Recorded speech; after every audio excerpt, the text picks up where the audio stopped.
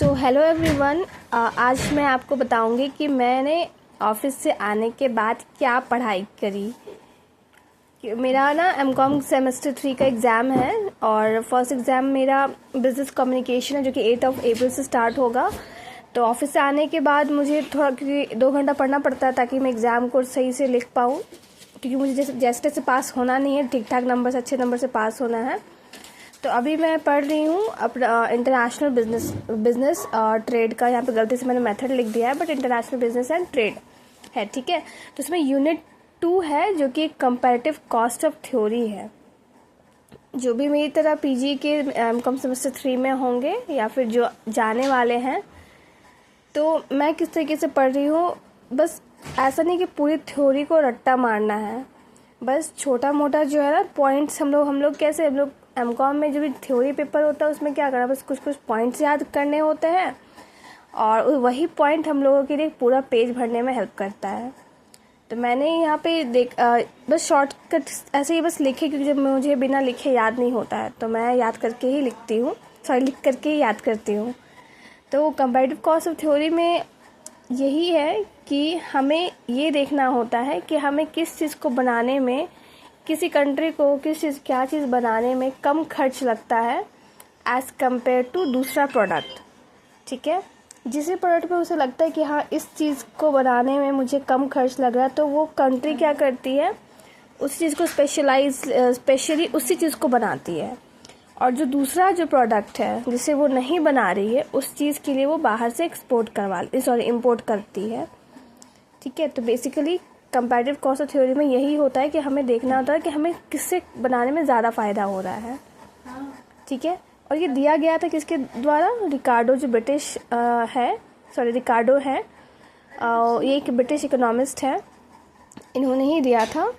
और उन्हें लगता था कि कंट्री जो है वो लोअर कॉस्ट में भी प्रॉफिट गेन कर सकती है, ठीक है।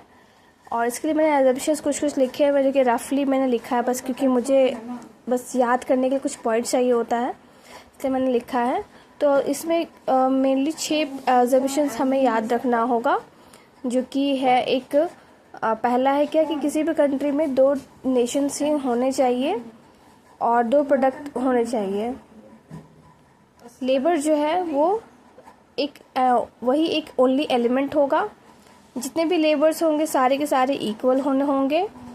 और फॉरेन ट्रेड जो होगा वो फ्री होगा, कोई भी टेक्नोलॉजी में चेंजेस नहीं होंगे, ना ही कोई ट्रांसपोर्ट को कॉस्ट लगेगा, और फुल एम्प्लॉयमेंट होगी, और ना ही कोई भी गवर्नमेंट इंटरैक्शंस होगा।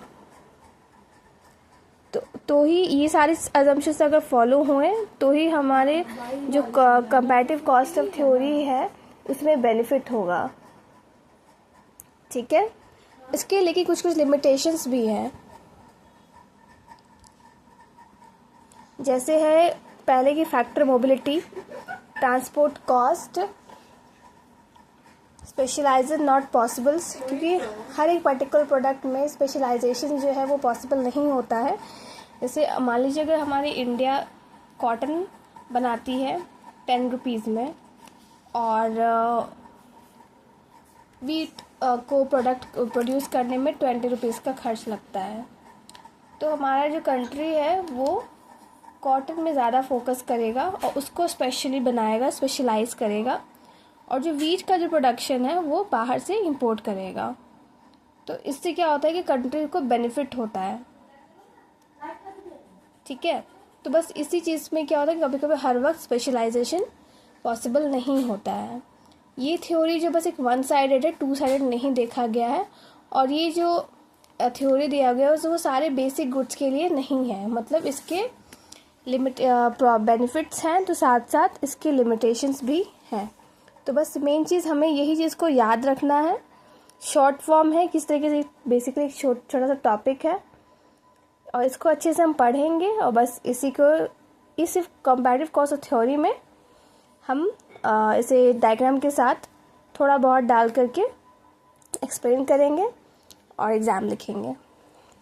तो मैं नेक्स्ट वीडियो में क्या पढ़ूंगी, मैं इसका वीडियो नेक्स्ट टाइम में डालूंगी, नेक्स्ट डे में, क्योंकि अब मुझे थोड़ा रेस्ट भी करना होगा। उसके बाद में मिलेंगे, बाद में बात करेंगे।